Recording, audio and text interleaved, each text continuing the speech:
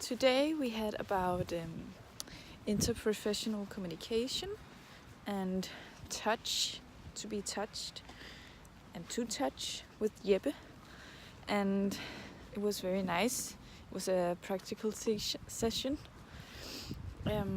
where we should do some different exercises, and some of them were maybe a bit over the line, or what you say, but it was very interesting to try. And suddenly you get aware of how people react in everyday life. So today we had about interprofessional communication and trauma, and it has been a very long day, but actually kind of interesting because we heard about different kind of traumas, and it was very sad to hear about. And and it was very interesting to hear about the symptoms you could have of a trauma, and to reflect about how to react if you meet a person with a trauma. This is a video log for Friday, the 31st of September, and we talked a lot about pain. We talked a lot about pain that the patient experience, and that often we tend as fagfolk to undermine their pain maybe. So we had to do some exercises that where the focus were that we had to experience pain and then try to breathe through it. And it was quite interesting because I felt as like in my mind I was like, yeah, of course that I can understand that people are in pain, but when you actually put yourself in that position, then it's more clear because your body understands it, not only your mind.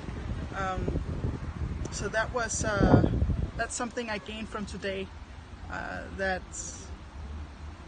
no matter what, you can never understand a person's pain because it's so individual. But you can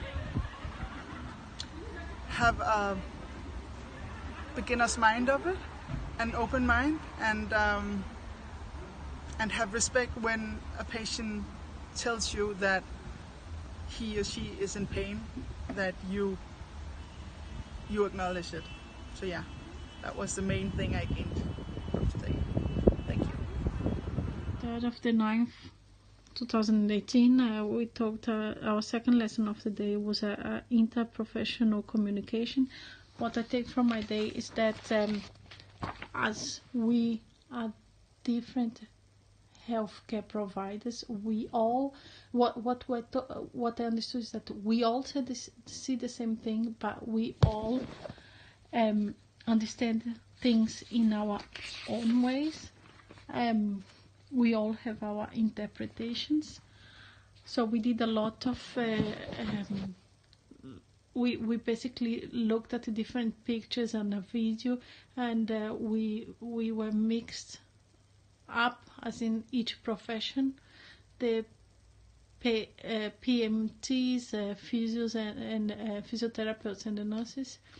So we all looked at the same picture, and then we came up with our own professional interpretation. One thing that I take from the day is that from this lesson is that basically there are differences in different professions, and the important thing is to know a bit of everything so we can have better understanding in why we do and how we do things. So today in school we had a very, very interesting day. At first we had to train our interview skills with Carsten. That was a lot of fun, at least for me.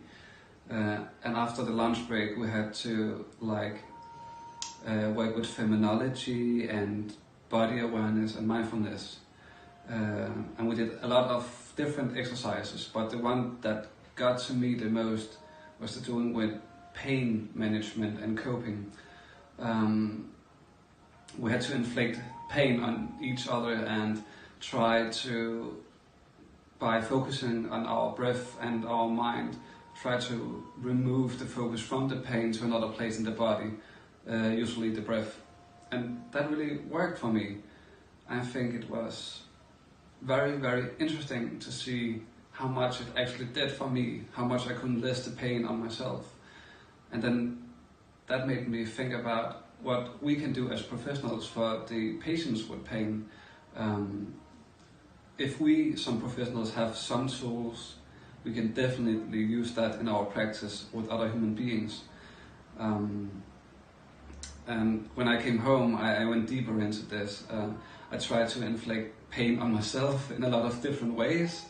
And I quickly noticed that my body tried to stop me all the time, like, don't harm your fucking self, that's stupid, boy, stop it already. But when I pushed through that emotion, I kind of went into the pain, and I tried to focus on the pain as a emotion and a feeling. And pain is not just pain. Pain can be a lot of different things.